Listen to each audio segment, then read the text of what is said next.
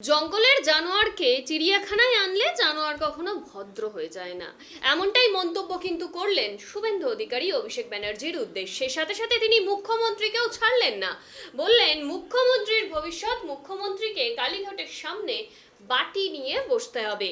অভিষেক ব্যানার্জির রোড শোর পাল্টা মেছেদাতে রোড শো করার পর হলদিয়াতে তমলুকের বিজেপি প্রার্থীর সমর্থনে শুভেন্দু অধিকারীর রোড শো। আর সেই রোড শোতে গিয়ে তিনি কিন্তু অভিষেক ব্যানার্জি থেকে শুরু করে মুখ্যমন্ত্রী কাউকেই বিদ্ধে ছাড়লেন না।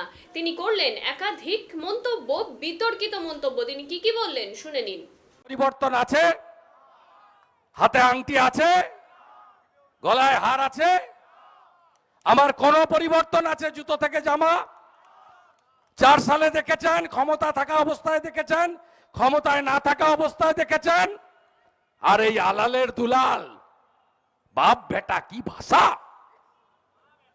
এটা নিম্ন বেধা, কালীঘাটের পুঁতিগন্ধময় নালায় জন্ম। যে যেখান থেকে উঠে আসে তার মানসিকতা তাই হয়। জঙ্গলের জানোয়ারকে চিড়িয়াখানায় আনলে জানোয়ার কখনো ভদ্র হয় না। আর আমরা মেদিনীপুরের লোক, আপনি গায়ের পান্তা খাওয়া লোককে অপমান করবেন? দিদি থেকে দিদিমা হতেন, নন্দীগ্রাম না হলে কোনোদিন মুখ্যমন্ত্রী হতে পারতেন না। আপনার বাকিটা আমি করব, আমি বলে গেলাম।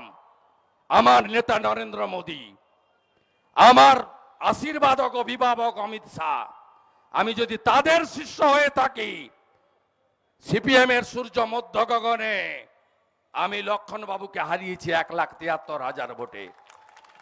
মমতা ব্যানার্জি 211 সিট পাচ্ছে, সেদিন আমি তাকে হারিয়েছি 1956 ভোটে। আমি আপনাকে প্রাক্তন করব বলে গেলাম। কেষ্টকে বলেছিলাম, কেষ্ট ভিতরে গেছে। বালুকে বলেছিলাম, বালু ভিতরে গেছে। শাহজাহান বলেছিল আমার ছাল চামড়া তুলবে, ওর ছাল চামড়া আমরা তুলে নিয়েছি, জেলের ভিতরে গেছে।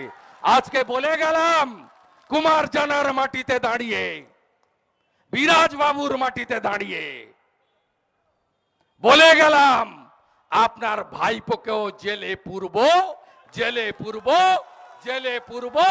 আর আপনার ভবিষ্যৎ কালীঘাট মন্দিরের সামনে বাটি নিয়ে বসাবো আপনাকে, বলে গেলাম আপনাকে।